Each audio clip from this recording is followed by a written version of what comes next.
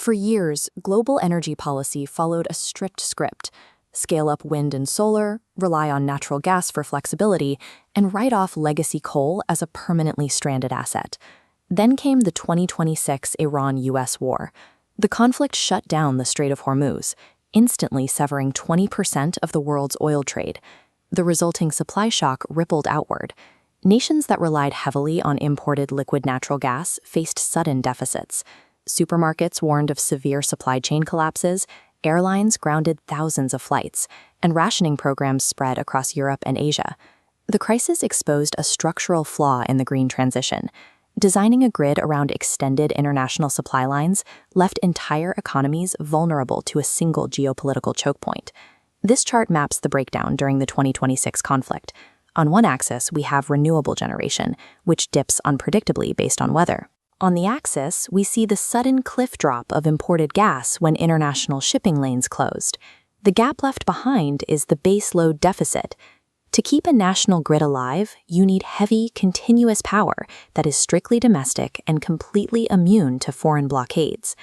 Western nations held massive reserves of domestic coal that could bridge this gap, but returning to traditional combustion would reverse decades of emissions reductions. The grid required the dense energy security of coal, entirely separated from the carbon emissions of setting it on fire. This strict constraint forced the energy sector to evaluate the resource purely on technical terms rather than historical ones. The result is the zero-carbon direct coal fuel cell, or 𝗖cie-DCFC. This schematic shows why traditional power plants fail. They rely on the Carnot cycle, burning coal in a boiler to make steam. That thermal conversion bleeds off roughly 60% of the energy as waste heat, while venting toxic exhaust into the atmosphere. Direct coal fuel cells bypass combustion entirely. Solid, pulverized carbon particles are fed into an anode, and oxygen into a cathode. The cell oxidizes the coal electrochemically, converting the chemical bonds directly into a flow of electrons. Because there is no fire and no thermal bottleneck, the theoretical efficiency jumps to nearly 80%. Downstream, the system produces no exhaust smoke, only a concentrated, isolated stream of carbon dioxide that is ready for capture or storage. Instead of feeding a furnace, the fuel acts as a highly dense electrochemical battery. Fuel cell commercialization usually drags on for decades, but the 2026 shock coincided with the maturation of artificial intelligence. Generative AI models are now driving the R&D cycle. They scan millions of potential electrolyte chemistries and stack geometries, screening for thermal stability and ash tolerance in months instead of years.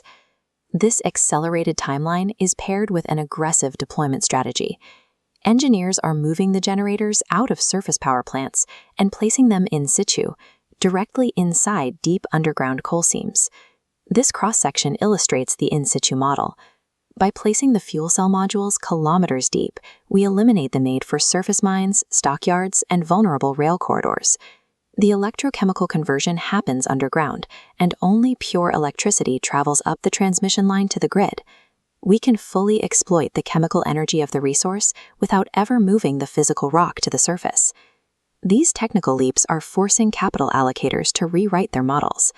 Merchant banks and infrastructure funds are actively reassessing coal reserves they previously wrote off as liabilities. Strategists now treat these deposits as high-value options. Deep, unminable coal seams are mapped as future hubs for reliable, low-carbon baseload. To deploy this capital, governments are shifting their regulatory frameworks.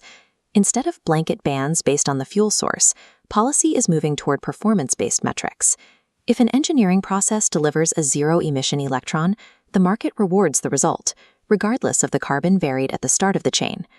The rationing and blackouts of 2026 proved that climate policy and energy security are joint constraints. You cannot sacrifice one to achieve the other. A politically popular energy mix is useless if it cannot keep a grid online during an embargo. Survival requires pragmatic resilience. That means combining AI-driven material science and advanced electrochemistry with the most abundant solid fuel on Earth. We are now re-engineering our oldest resource to build a decarbonized grid that actually holds up under pressure.